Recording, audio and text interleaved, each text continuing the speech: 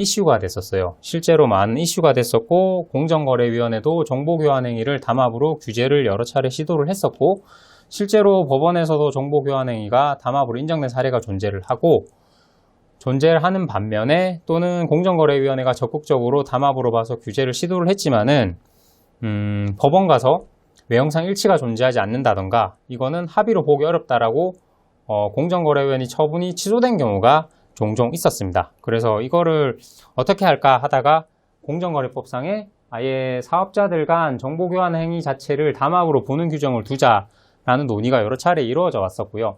그래서 실제로 법조문에 가격이라든지 생산량 등 주요한 정보입니다. 재고량이라든지 이런 것보다는 가격, 생산량 이런 주요 정보들을 주고받음으로써 경쟁을 실질적으로 제한하는 행위에 대한 합의를 아예 부당한 공동행위 하나의 행위 유형으로 추가를 했습니다. 추가를 했고 거기다가 이게 만약에 정보교환 행위가 있고 사업자 간 외형상 일치가 존재를 할 경우에는 아예 합의를 법률상 추정을 해버리는 겁니다. 이렇게 법률상 추정을 해버리게 되면 합의가 아니라는 것을 사업자들이 본증으로서 반대 증거를 제시를 해야 됩니다. 이게 만약에 정보교환과 외형상 일치가 플러스가 돼서 합의로 만약에 추정된다고 하더라도 사실상 추정이면은 간접 사실만 제시를 해서 합의를 번복할 수 있을 텐데 법률상 추정이 돼버리면 본증으로서 법률상 추정을 뒤집어야 되기 때문에 사업자 입장에서는 점점 더 어려워지게 된 겁니다. 이게 개정일을 보면 아까 잠깐 제가 서두에 설명드렸지만 최근에 담합은 이제 특정한 가격 수준에 대해서는 명시적 합의는 안 해요. 사업자들이 명시적 합의는 안 하는데 이게 정보 교환을 매개로 암묵적으로 이루어지는 경향이 있어 왔고요. 그 다음에 현행 담합 규정으로는 이를 규율하기 어려운 측면이 존재를 했습니다. 존재를 했고 이런 현실적인 문제뿐만 아니라 여러 경쟁 당국들, 다른 나라 해외 경쟁 당국들 사례를 보면 실제로 정보 교환을 강하게 규제를 하고 있습니다. 예를 들어서 호주는 경쟁 제한 우려가 있는 정보 교환 행위 자체를 아예 금지를 하고 있어요. 우리나라보다 더 심하죠. 우리나라는 정보 교환 행위 자체를 금지하는 건 아니거든요. 정보 교환 행위가 있고 외형상 일치가 있으면은 이제 합의로 볼 텐데 호주에서는 경쟁 제한 우려가 있는 정보 교환 행위 자체를 금지를 하고 있습니다. 그리고 유럽 같은 경우에는 동조적 행위라는 개념을 통해서 정보 교환 행위를 규율하고 있습니다. 동조적 행위가 뭐냐면요. 정식 협정 체결 단계는 이르진 않지만 사업자들끼리 독립적으로 경제적으로 독립되게 행동을 해야 되는데 그것들에게 반해서 서로 협력하는 그런 행위들을 동조적 행위라고 합니다. 이런 개념을 도입을 해서 유럽에서도 정보 교환 행위를 규제를 하고 있습니다. 실제로 거기에 발맞춰서 우리나라도 정보 교환 행위를 담합으로써 좀 더 강하게 규제를 하자라는 차원에서 정보 교환 행위가 담합 규정에 들어가게 됐습니다. 그래서 이제 이런 정보 교환을 매개로 암묵적으로 이루어진 담합을 규율하기 위해서 이제 정보 교환 행위가 있고 외형상 일치가 존재를 하면 법률상 담합으로 추정하는 그 조항을 입법적으로 보완을 했다라고 보시면 됩니다. 그러면 이 개정되기 전에 정보 교환 행위에 대해서 기존 판례 입장이 어땠는지 먼저 한번 살펴보도록 하겠습니다. 이게 일단은 담합에 대한 일반론을 기존 판례 입장을 살펴보면 대법원은 담합이라는 것은 둘 이상의 사업자 사이에 의사의 연락입니다. 이게 핵심 표지입니다. 의사의 연락이 있을 것을 본질로 하므로 단지 담합이 있었던 것과 같은 일치하는 외형이 존재한다라고 해서 당연히 합의가 있었다고 인정할 수는 없고 의사 연결을 상호성을 인정할 사정에 대한 증명이 필요하다라는 입장이었습니다. 그리고 정보교환 같은 경우에는 정보교환만으로는 정보교환 자체가 사업자 사이의 의사 연결의 상호성을 인정할 수 있는 유력한 자료는 될 수 있지만 그 정보교환 사실만으로는 곧바로 사업자들 사이에 합의가 있다고 단정할 수 없다라는 겁니다. 이 경우에는 외형상 일치가 존재하는 경우 서로 진짜 영업 전략에 따라서 가격을 올렸더니 비슷한 가격 효과가 나타난 거예요. 그러면 그것만으로는 합의가 없다라는 겁니다. 왜냐하면 사업자들 간에 아무런 의사 연락이 없었기 때문에요. 그리고 정보 교환은 했지만은 그걸 참고를 해서 근데 우리 내부 사정이라든지 영업 전략 이런 것들을 종합적으로 고려를 해서 독자적으로 가격 결정을 해서 가격 인상을 했다라고 하게 되면 이제 정보 교환 행위, 그 사업자들 간의 의사 연락이 있었다라고는 보기 힘들다는 거예요. 그런 경우에는 이제 합의가 안 된다라는 게 기존 대법원의 판례였습니다. 그래서 이 태도를 보시면 아시겠지만은 일단은 판례 태도는 정보 교환만으로는 담합이 안 된다라는 입장이에요. 이렇게 해서 항상 공정거래위원회가 정보 교환 행위가 담합에 해당한다라는 점을 입증을 했어야 됐는데 이 부분에 대해서 많은 논란이 있어 와서 이번에 공정거래법 전면 개정안에서 입법적으로 보완을 했다라는 겁니다.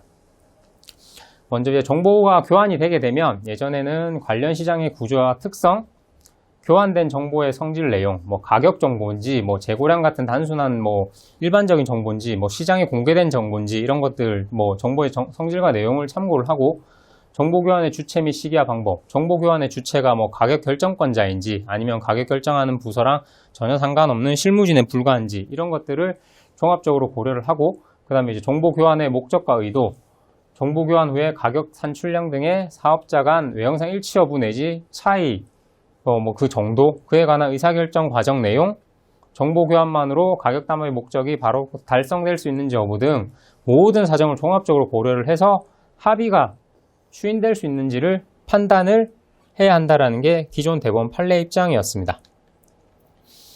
이게 이제 기존 판례에서 화물상용차 담합권인데 공정거래위원회는 정보교환 행위 자체를 담합으로 규제한 사건입니다.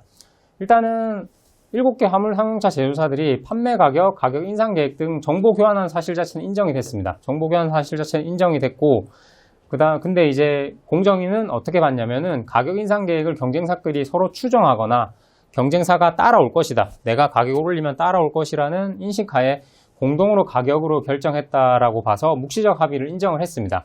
그래서 시정명령을 했고 시정명령 및 과징금을 했고 검찰에 고발도 했습니다. 근데 이 사례가 법원에 가서 공정위가 졌습니다. 법원 판단을 보면 정보를 교환하긴 했다. 근데 교환된 정보를 보면 주로 판매 실적 등에 관한 것이 많았다. 그리고 정보 자체가 추상적이고 부정확한 것도 많았으며 뭐 경쟁사한테 일부러 허위의 정보를 제공하기도 했다. 그리고 취득한 경쟁사 정보의 기초에서 고객 유인 경쟁을 하기도 하였던 점 등을 고려를 하면 공동으로 판매 가격을 결정할 목적으로 정보 교환을 했다거나 가격 담합 수단으로 정보 교환을 이용했다고 단정하기는 어렵다. 이렇게 판시를 했고 핵심은 3번에 있다라고 보시면 됩니다. 공정거래위원회는 이렇게 정보 교환한 다음에 전체적으로 화물상용차 가격이 상승 추세에 있다라는 점을 봐서 외형상 일치가 있다라고 본 것 같아요. 근데 법원은 어떻게 봤냐면은 아니 가격 인상 시기가 사업자별로 몇 개월씩 차이가 난다. 차이가 나고 그 폭도 다르다. 그렇기 때문에 외형상 일치가 있다고 보기에는 부족하다라고 해서 합의가 존재 안 한다라고 봤습니다. 그래서 공정위 처분을 취소를 했고 뭐 법원 판단이 있기 전에 검찰도 먼저 무혐의 처분을 했습니다. 이렇게 공정위가 계속 이제 정보교환 행위에서 진 사례가 있죠. 이런 것들도 이번 공정거래법 전면 개정안 개편하는데 많은 영향을 미친 것 같아요. 그 다음에 이것도 소주 담합권인데 공정위는 이제 뭐 사업자들 간에 가격 인상 여부, 인상 시기 등에 대해서 상호 의사 연락을 했고 정보를 교환을 했으며 이를 실행했다라고 봤습니다. 실행했다라고 봤고 업계 주요 현안에 대해서 논의 및 협의하는 수단으로 어떤 협회가 활용이 되어 왔다라고 봤습니다. 그래서 이제 일단 뭐 한 사업자가 가격을 인상을 하게 되면 다른 사업자들도 따라서 비슷한 비율로 가격을 인상을 했다라고 봐서 소주 출고 가격 인상 합의가 존재한다라고 봐서 시정명령 및 과징금을 부과를 했습니다. 근데 이것도 법원 가서 공정위가 졌습니다. 뭐 가격 인상에 관해서 논의한 사실은 있는 건 인정이 된다. 그리고 한 사업자가 인상을 하면 나머지 원고들도 가격을 인상했고 합의가 있었던 것처럼 보이는 외형은 존재를 한다라는 겁니다. 존재를 하는데 근데 이거는 이제 뭐 국세청 방침이라든지 다른 피고들이 나머지 원고들이 국세청 방침이라든지 시장 상황에 대처한 정도에 불과한 것으로 볼 수 있기 때문에 합의가 있었다라고 단정하기는 어렵다라고 봐서 공정위 처분을 취소한 사례입니다. 이거 외에도 이제 뭐 손해보험사 보험 담합도 있었고 여러 정보교환 행위가 있었지만 공정위가 진 사례들이 제법 있습니다.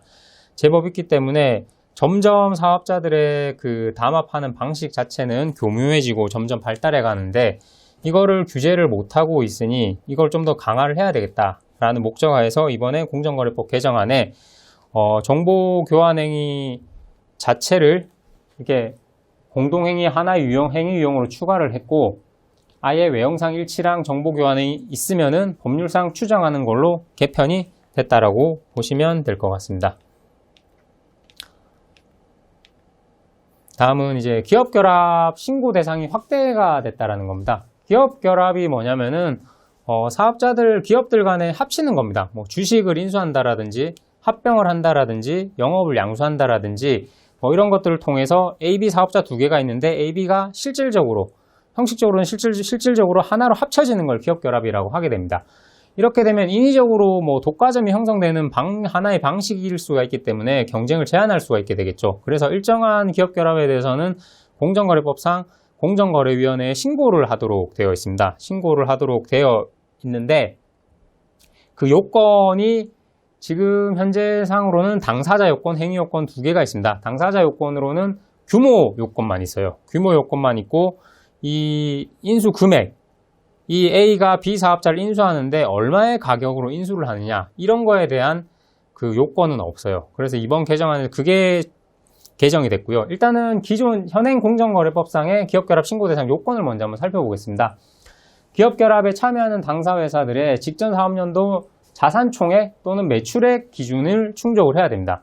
만약에 사업자가 두 개, 기업결합이니까 두 개 사업자가 나오겠죠. 두 개 기업이 나오는데 하나 회사가 3천억 원 이상, 자산총액이나 또는 매출액이 3천억 원 이상 또는 다른 회사가 300억 원 이상인 경우 기업결합 신고 규모 요건에는 해당합니다. 그리고 만약에 외국 회사 간의 기업결합이라든지 국내 회사가 상대 회사를 인수하는 경우, 외국 회사가 상대인 국내 회사가 외국 회사를 인수하는 경우, 이러한 경우에는 국내 매출액도 있어야 됩니다. 국내 매출액이 각각 300억 원 이상 이 요건을 충족을 해야 됩니다. 이 요건을 충족을 해야지 이 요건을 충족하게 되면 기업결합 신고를 해야 되는 겁니다. 예를 들어서 A, B 두 개 사업자가 합치는데 A의 자산총액이나 매출액이 2,900억밖에 안 되고 다른 B의 사업자의 자산총액이나 매출액도 한 250억밖에 안 된다라고 하게 되면 둘이서 합병을 하더라도 공정거래위원회에 신고할 의무는 없습니다. 신고할 의무는 없고요. 그 다음에 한 회사가 외국 회사 간 외국 회사들끼리 기업 결합을 한다고 보겠습니다. 외국 회사들 간에 자산총액이 2조인 회사가 자산총액이 1조인 회사를 인수한다라고 했습니다. 인수를 하는데 이걸 우리나라 공정거래위원회에서 심사를 할까요? 국내 시장에 미치는 영향이 없다라고 하게 되면 아마 공정거래위원회가 크게 관심을 가질 사안이 아니기 때문에 신고 대상이 아닙니다. 그래서 그런 경우에도 국내 매출액 요건이 있어야지 신고 대상에 해당하게 됩니다. 그 다음에 이런 규모 요건을 해당하게 되면 행위 요건이 5가지가 있습니다. 사업자들이 어떻게 보면 하나가 되는 방법이라고 할 수 있는데요. 다른 회사 발행 주식 총수의 20% 이상을 취득하게 되는 경우입니다. 상장 법인은 15%고요. 그러니까 A라는 사업자가 B라는 사업자에게 만약에가 3천억 원, 여기가 400억 원인 회사인데 A가 B의 주식을 15%, 비상장 회사라고 하게 되면 15%만 취득한다고 하게 되면 기업결합 신고를 안 해도 됩니다. 근데 만약에 A가 B를 25%, 주식을 25% 취득한다고 하게 되면 이 규모 요건 충족하고 20% 이상을 소유하게 되는 경우니까 공정거래위원회에 신고를 해야 됩니다. 그리고 다른 회사 발행 주식을 이미 20% 이상 A가 가지고 있는 경우인데 B에 대해서 근데 추가로 취득을 해서 최다 출자자가 되는 경우에도 공정거래위원회에 신고를 해야 됩니다. 그리고 A가 대규모 회사일 경우에 대규모 회사의 임원을 겸임하는 경우에는 신고를 해야 되고 둘이서 합병하는 경우 또는 B의 영업을 양수하는 경우에도 신고를 해야 됩니다. 그리고 만약에 A, B 두 개 사업자가 규모 요건을 충족한다고 할 경우에 새로운 회사 C를 설립하는 경우 C를 설립하는데 A가 최다 출자자가 되게 되면 A가 공정거래위원회에 신고를 해야 됩니다. 현행법상의 신고 요건은 이렇습니다. 이제 현행법상 신고 요건을 앞에서 다 살펴봤고요. 그러면은 개정공정거래법에서는 어떤 요건이 추가가 됐느냐? 피취득회사, 상대회사, 이제 인수되는 회사입니다. 인수되는 회사가 자산총액 또는 매출액이 300억, 3천억 미달하더라도 아래 경우에는 신고 의무를 부과를 하는 겁니다. 거래금액, 인수가액이 일정 기준 이상이고 또는 인수되는 회사 또는 인수되는 회사의 특수관계인이 국내 시장에서 상품 용역을 판매 제공하거나 국내 연구시설 또는 연구 인력을 보유 활용하는 등 상당한 수준으로 활동하고 있는 경우 그러면 금액이 얼마여야 되느냐, 상당한 수준이 어느 정도이냐, 이거는 아직까지 개정 안 됐습니다. 이거는 시행령에 위임이 되어 있습니다. 시행령에 위임이 되어 있어서 아마 공정거래위원회가 구체적인 안을 제시를 하게 될 것 같습니다. 그러면은 이 규정이 들어간 이유가 뭐냐? 요즘 스타트업 기업들 많죠. 스타트업들 기업들 많은데 현재 자산 총액이나 매출액이 없는 경우가 있을 수가 있어요. 그렇지만 성장 잠재력은 매우 크단 말이에요. 성장 잠재력은 매우 큰데 그러한 기업들은 거액을 주고 인수를 하겠죠. 거액으로 인수를 할 텐데 거액으로 인수를 하더라도 자산 총액 매출액 요건을 충족 못하다 보니까 공정거래위원회가 결합을 하는조차를 모르는 거예요. 그런 경우를 놓치지 않기 위해서 라고 보시면 될 것 같아요. 실제 예가 있었어요. 페이스북이랑 왓츠앱 사례인데 왓츠앱이 그 카카오톡 같은 메신저잖아요. 왓츠앱이 무료 제공되니까 매출액이 없었어요. 매출액이 없었고 국내 매출액도 300억이 안 됐어요. 안 되다 보니까 한국에서 신고 의무가 발생을 안 했습니다. 그래서 이거를 심사를 못 했죠.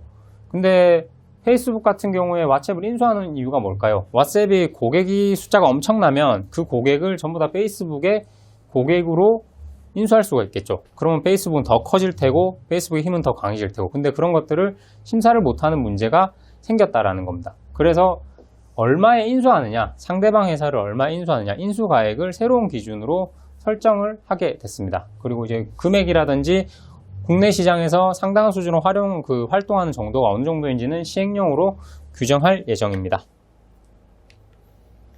실제 페이스북, 왓츠앱 사례를 보면 페이스북이 왓츠앱의 잠재적 가치를 보고 무려 190억 달러의 인수를 했습니다. 190억 달러의 인수를 하는 거대 규모 기업 결합이었는데 페이스북과 왓츠앱은 모두 소비자 커뮤니케이션 서비스를 제공하고 있었기 때문에 경쟁 제한 가능성이 있었어요. 경쟁 가능성이 있었는데 우리나라에 신고가 안 되다 보니까 심사를 못했죠. 왜냐하면 왓츠앱이 국내 매출액 기준 300억을 충족을 못했거든요. 그래서 공정위가 심사를 못했어요.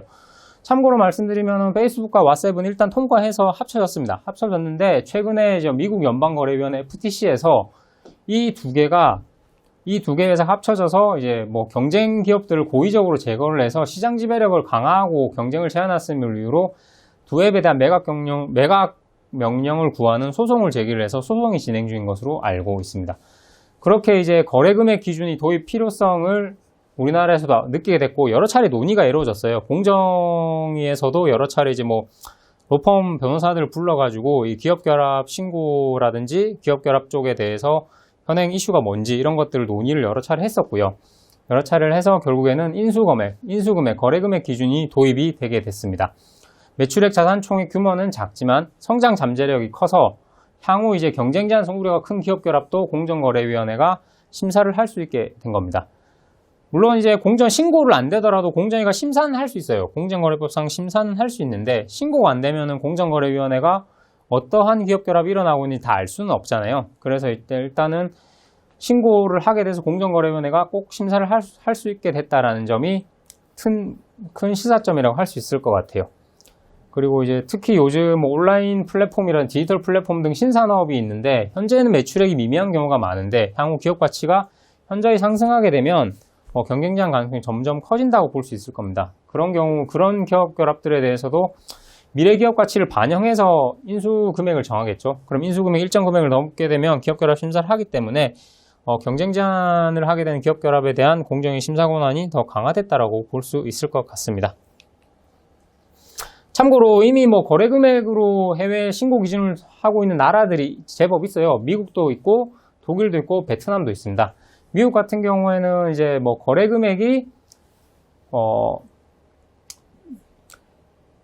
9200만 달러 또는 36800만 달러 이렇게 이하인 경우에는 규모 요건을 부과를 하고 있지만은 36800만 달러를 아예 초과하게 되면은 회사들 규모는 무관하게 신고를 해야 된다라고 두고 있고요. 독일이 지금 우리나라 공정거래법 개정안이랑 조금 비슷한데 거래 금액 자체가 4억 유로를 초과를 하고 독일 내에서 상당한 규모의 중요한 활동을 하고 있는 경우에는 신고를 하도록 하고 있습니다. 그러면 베트남 같은 경우에도 거래 금액이 1조 동 이상인 경우에는 신고를 하도록 하고 있습니다.